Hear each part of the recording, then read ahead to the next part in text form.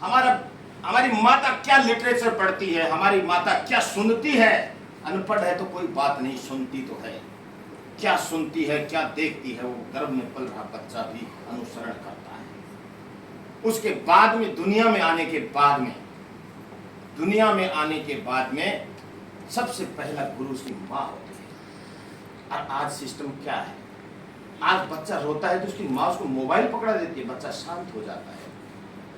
आज 5 सितंबर को गुरुओं की महिमा का मंडन हो रहा था। Happy teachers day, happy teachers day. Teachers हमारा शब्द नहीं है, भारत का शब्द नहीं है टीचर। भारत तो गुरुकुल वाली व्यवस्था है, गुरु और शिष्य वाली व्यवस्था है। लेकिन मैकाउले ने इस सारे सिस्टम को ही खत्म कर दिया, गुरु शिष्य को परंपरा को खत्म कर दिया। हैप्पी टीचर्स डे क्या होता है? शिक्षक वह होता था, गुरु वह होता था जो उसको अंधकार से प्रकाश की ओर धकेलता था।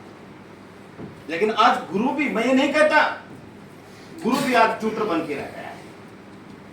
गुरु भी आज ट्यूटर बन के रह रहा है। आज भी वो समय द्रोणाचार्य, गुरु द्रोणाचार्य, शिष्य एकलव्य,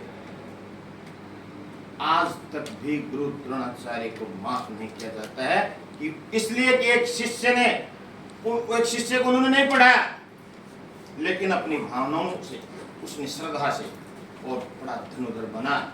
लेकिन उन्होंने क्या किया? दक्षिणा में क्या मांगा? गुरु दक्षिणा में अंगूठा मांगा। एकलव्य ने खुशी खुशी से दे दिया। ऐसा भी नहीं होना चाहिए।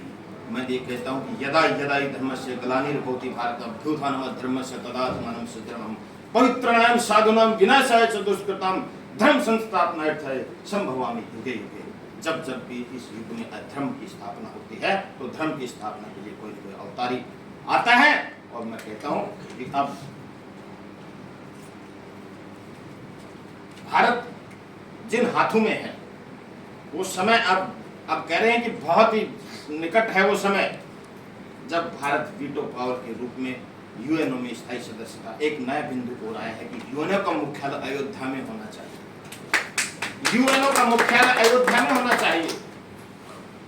शुरू में कोई भी बात होती है तो मजाक लगती है, थोड़े दिन बाद में लोग चिंतन करते हैं, और जब वो बात बन जाती है तो वही लोग कहते हैं कि हमने तो पहले ही कहा था कि ये काम होना चाहिए।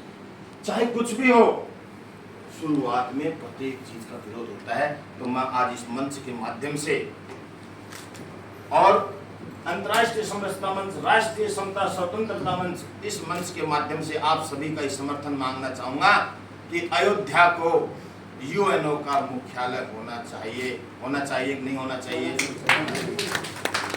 क्योंकि अयोध्या कोई साधारण नगर नहीं है। अयोध्या कोई साधारण भूमि नहीं है।